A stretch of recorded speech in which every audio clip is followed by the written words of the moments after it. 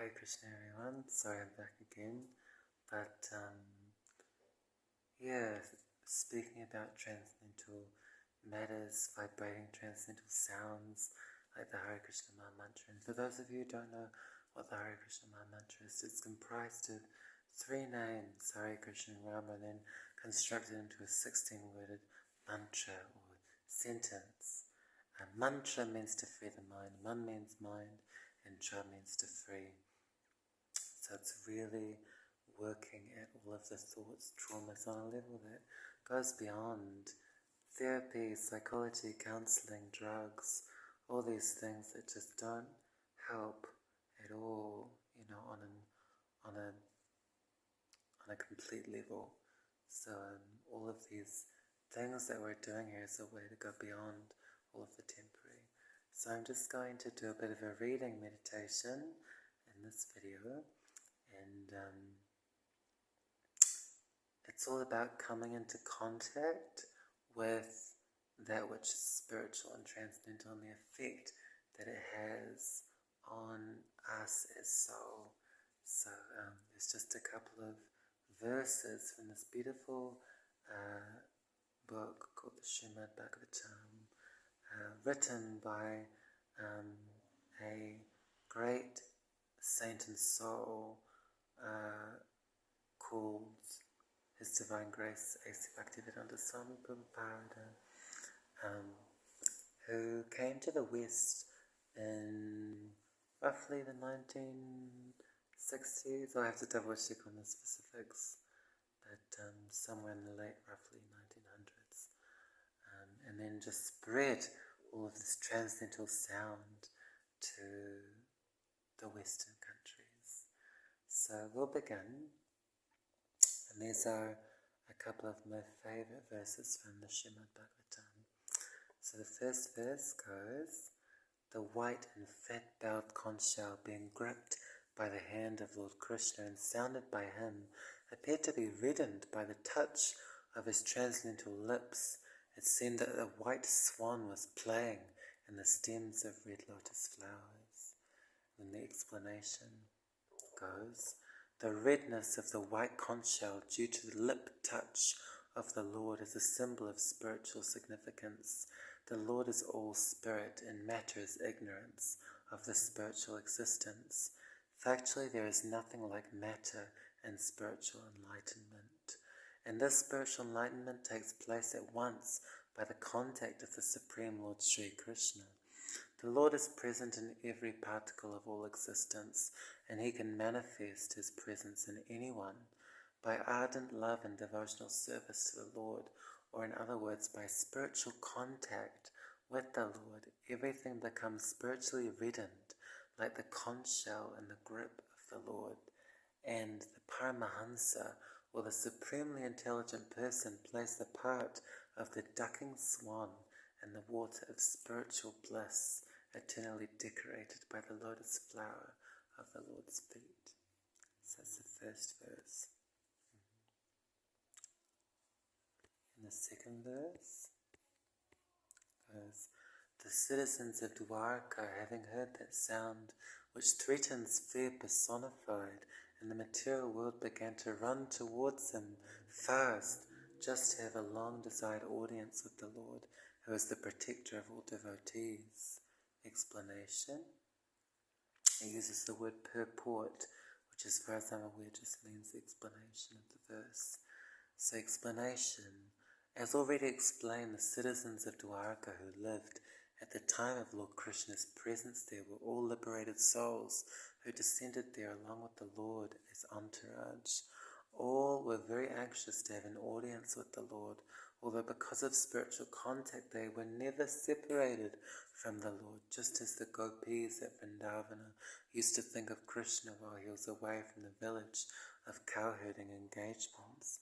The citizens of Dwarka were all immersed in thought of the Lord while he was away from Dwarka to attend the battle of Kurukshetra. Some distinguished fiction writer in Bengal concluded that the Krishna of Vrindavana, that of Mathura, and that of Dwarka were different personalities. Historically, there is no truth in this conclusion. The Krishna of Kurukshetra and the Krishna of Dwarka are one and the same personality. The citizens of Dwarka were thus in a state of melancholy due to the Lord's absence from the transcendental city, as much as we are put in a state of melancholy, at night because of the absence of the sun. The sound heralded by Lord Krishna was something like the heralding of the sunrise in the morning, so all the citizens of Dwarka awoke from a state of slumber because of the sunrise of Krishna, and they all hastened towards him just to have an audience. The devotees of the Lord know no one else as protector. The sound of the Lord is identical with the Lord, as we have tried to explain by the non-dual position of the Lord. The material existence of our present status is full of fear. Out of the 4 problems of material existence, namely the food problem, the shelter problem, and the mating problem, the fear problem gives us more trouble than others. We are always fearful due to our ignorance of the next problem of,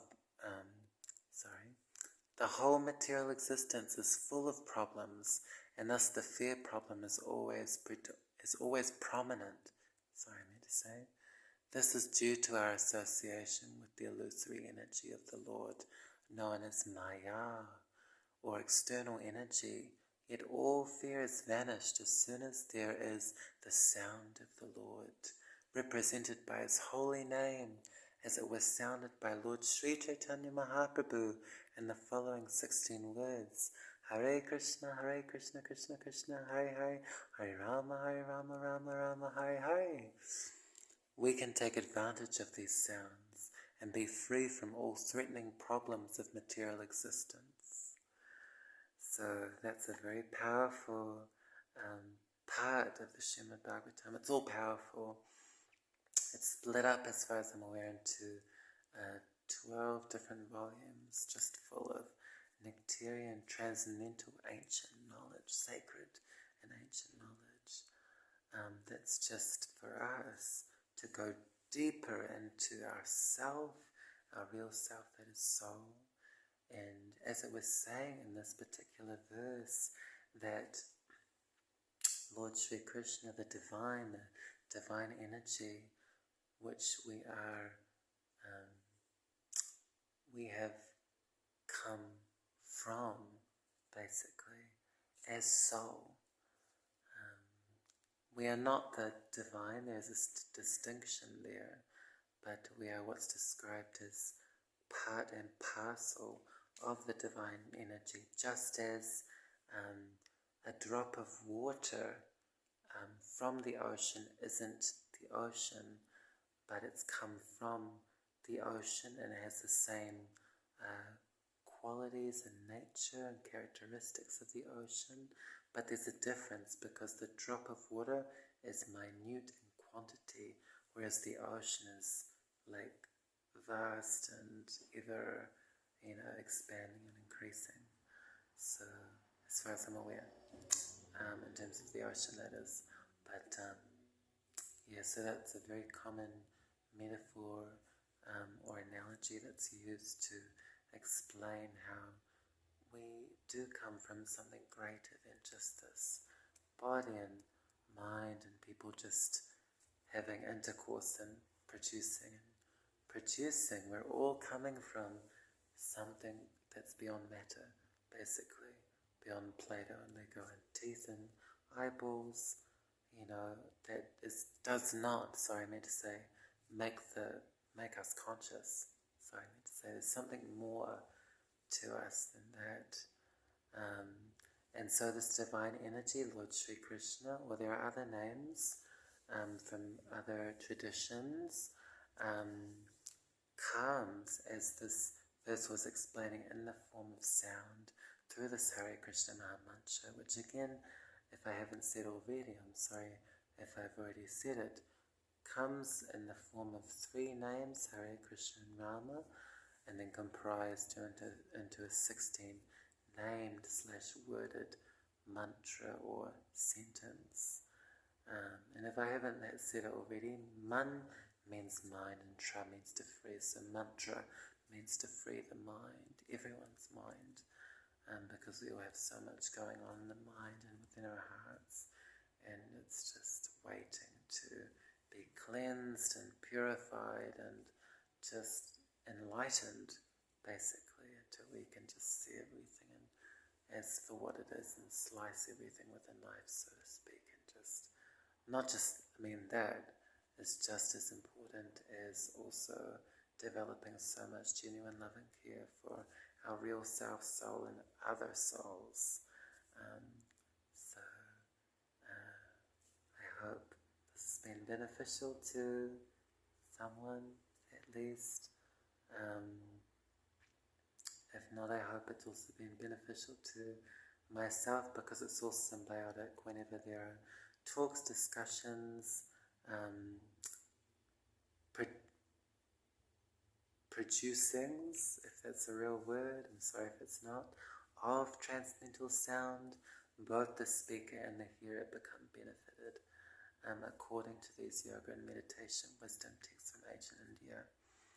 So I invite everyone to think deeply on these verses and explanations of how all it takes is for us to just come in contact with that which is of a spiritual nature, and then we just, like the verse was explaining, our self, our whole life becomes spiritually reddened, so I hope people can take something away from this. Sleep on it, sit on it, lie on it, walk on it.